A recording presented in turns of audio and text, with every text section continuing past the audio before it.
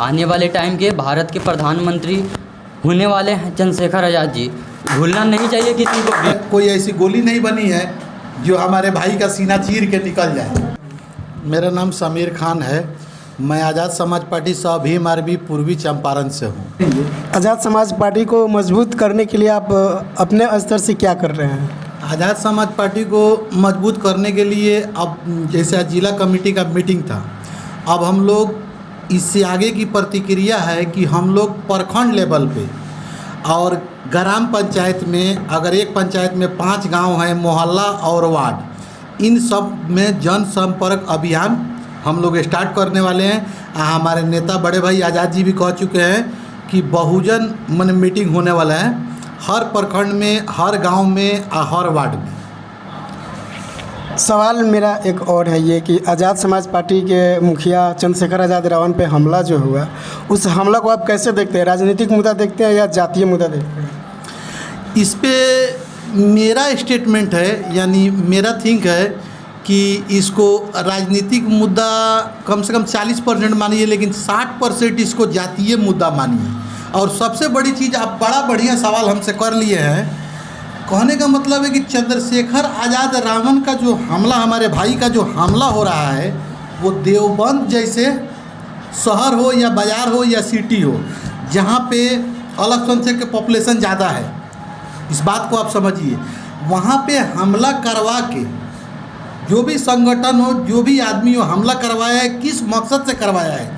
ताकि हम लोगों में आपस में बहुजनों में दरार पैदा किया जा सके। आप तो देवबंद के विषय में जानते हैं कि वहाँ मोहम्मदन की पॉपुलेशन बहुत ज़्यादा है। इसी मकसद से ये हमला करवाया गया है और जातिवादी उस पर ज़्यादा सक्रिय है। लेकिन वो हमला करने वाला कोई मोहम्मदन तो नहीं है जी, मोहम्मदन नहीं है। इतना स्टेटमेंट मैं 2-3 दिन से देखा नहीं, क्योंकि मैं संगठन के लिए काम करता था। मुझे मालूम चला है कि यहाँ का जो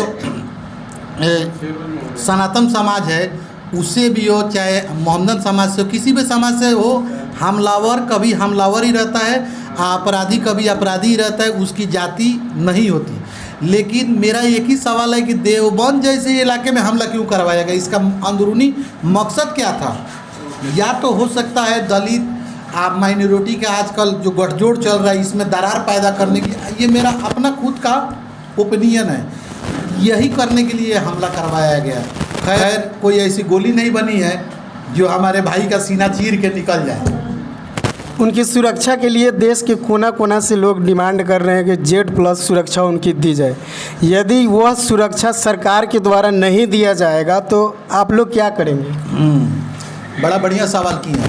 अरे मेरे कहने का मतलब है, वो कंगना रनावत, का नाम है भाई वो हीरोइन का, कंगना रनावत जैसे नचनिया को आप Z+ सुरक्षा दे दीजिएगा। हमारी आन बान शान हमारे भाई चंद्रशेखर आज़ाद, उनको आप सुरक्षा नहीं दीजिएगा। ठीक है, आपकी सरकार है, आप नहीं दिए तो नहीं दिए, तो इसके विषय में भी है कि हम लोग उसके विषय में कोशिश करेंगे। हम लोग जो है आर्थिक स्थिति से जैसा भी होगा हम लोग सुरक्षा देंगे, जबकि हम लोग मूल निवासी हैं। सरकार हमें तो लगता है कि सुरक्षा नहीं देगी। नचनिया बजनिया जो मेरा वही सवाल था, यदि सरकार नहीं देती है तो फिर उनके कार्यकर्ता क्या करेंगे? उनके कार्यकर्ता उनके साथ सदैव खड़े हैं। सरकार जो सुरक्षा देगी उससे ज़्यादा हम लोग सुरक्षित उनको रखेंगे। आगे चल के कुछ बात है, जैसे मैं एक कार्यकर्ता हूँ, कुछ बात मैं बोलना नहीं चाहता हूँ। पार्टी लेवल पे जो ऑर्डर आएगा उस हिसाब से हम लोग चलेंगे, क्योंकि मेरे हिसाब से मैं अपना थिंक कुछ राजनीतिक मुद्दे पे जो देश के समर्थन में है वहाँ पे कुछ कहना नहीं चाहता हूँ। लेकिन मेरे हिसाब से मैं गवर्नमेंट से आग्रह करना चाहता हूँ कि ऐसे चुटपुटिया आदमी को आप Z+ सुरक्षा दे देते हैं, इतने बड़े बहुजनों के नेता को आप सुरक्षा नहीं दे सकते हैं। बड़े अफसोस की बात है इस देश में। सर बालमुकुंद जी, आपका क्या कहना है इस मुद्दे पे? देखिए, रहा बात सुरक्षा की, तो सरकार को 100% सुरक्षा देनी चाहिए, क्योंकि चंद्रशेखर आज़ाद जी पूरे भारत के लिए काम करते हैं। आप देखते होइएगा कि चंद्रशेखर आज़ाद जी एक मिनट भी फुर्सत से नहीं बैठते हैं। अभी उनको गोली लगा, उसके बाद भी वो भरतपुर गए थे, महासभा किया, लगातार समाज में ही रहते हैं।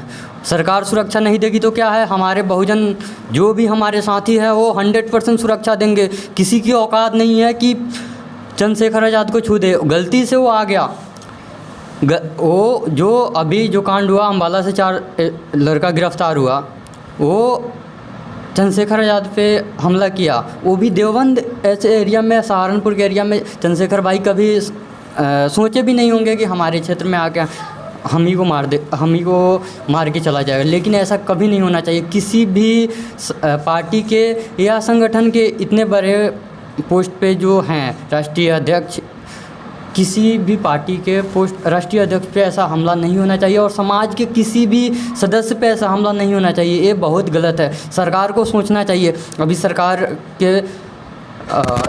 क्यों सोचेगी? सरकार तो सोचेगी कि जो मेरा विरोधी है, जो मेरे अगेंस्ट में खड़ा हो रहा है, वो समाप्त हो जाए। तो सरकार को ये भी तो सोचना चाहिए, जो विरोध में खड़ा है, जो आदमी, जो चंद्रशेखर आज़ाद एक भारत के इंसान हैं, ये तो दूसरे देश से तो आए नहीं हैं, वो भी एक आम इंसान हैं। आम इंसान पहले थे, अब हम लोगों ने उनको इतना बड़ा बना दिया और बनाएंगे भी। आने वाले टाइम के भारत के प्रधानमंत्री होने वाले हैं चंद्रशेखर आज़ाद जी, भूलना नहीं चाहिए किसी को भी।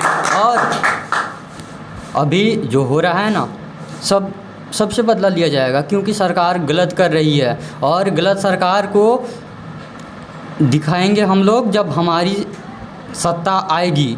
क्योंकि सरकार जो गलती किया है ना, अभी शुरू से अंत तक हम लोगों को पता है। हम लोग एक एक गलती लिख करके रख रहे हैं। क्योंकि अभी हम बोल रहे हैं तो हमको दबाया जा रहा है, हम पे लाठीचार्ज हो रहा है, हम पे मारा जा रहा है, पीटा जा रहा है, हमारी सुरक्षा नहीं दिया जा रहा है।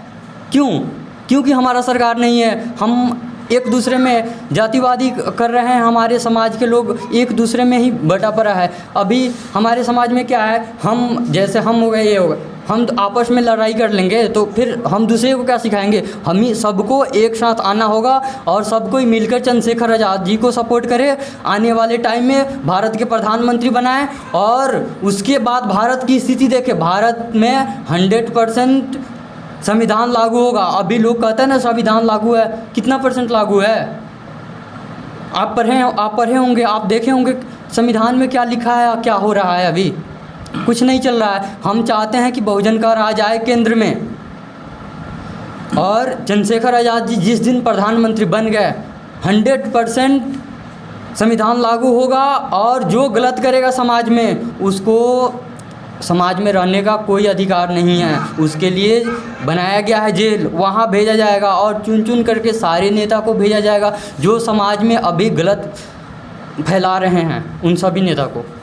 बहुजन समाज के बहुत सारे नेता ऐसे हैं जो अभी टूटे बिखरे हुए हैं, जैसे कि मायावती है और चंद्रशेखर आज़ाद जी है। इन लोगों को एक करने के लिए आप लोग क्या संदेश देना चाहते हैं? देखिए, हम लोग मायावती जी से विनती ही कर सकते हैं, क्योंकि आज वो हम लोगों के साथ नहीं आएंगे तो फिर हम लोग बिखर जाएंगे, हम लोग और टूट जाएंगे। चंद्रशेखर भाई इतना संघर्ष कर रहे हैं, उसके बावजूद आप देखे होंगे, सबको ही देखा होगा, मायावती जी एक भी ट्वीट किए, कुछ भी किए, क्यों नहीं की? चंद्रशेखर आज़ाद बहुजन नहीं है, वो हमारे समाज के नहीं है। आप दूसरे किसी के लिए कर सकते हैं, सबके लिए कर रहे हैं, लेकिन हमारा जो नायक है, जो हमारे लिए हमेशा खड़ा रहता है, अपना सब कुछ कुर्बान करके हम लोगों के लिए खड़ा रहता है, उसके लिए आप कुछ नहीं कर रहे हैं। मायावती जी को समझना चाहिए, वो हमारे बुजुर्ग हैं, और मैं उनसे उम्मीद करता हूँ कि बहुत जल्द वो हम लोग आज़ाद समाज पार्टी का समर्थन करेंगे, और हम लोग अपना सरकार बनाएंगे केंद्र में।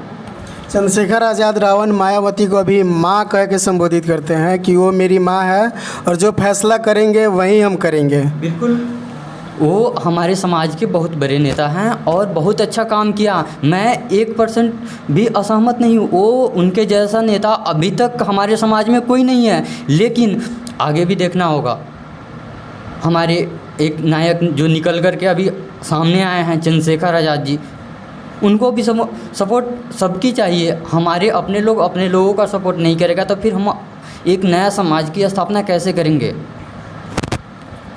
चलिए, बहुत बहुत धन्यवाद। Cameraman SKB Sikandar Bihari, video editor के साथ मैं मनीष माहिर, public of India official channel की तरफ से आप सभी दर्शकों का हार्दिक स्वागत करता हूं, और अपील करता हूं कि इस वीडियो को जो लोग भी देख रहे हैं ज़्यादा से ज़्यादा शेयर करें, लाइक करें, कमेंट करें, और सब्सक्राइब करना ना भूलें। ज़्यादा से ज़्यादा सब्सक्राइब करें ताकि एक बहुजन मीडिया स्ट्रॉन्ग बने और आप लोगों के साथ हमेशा के लिए जुड़े रहें।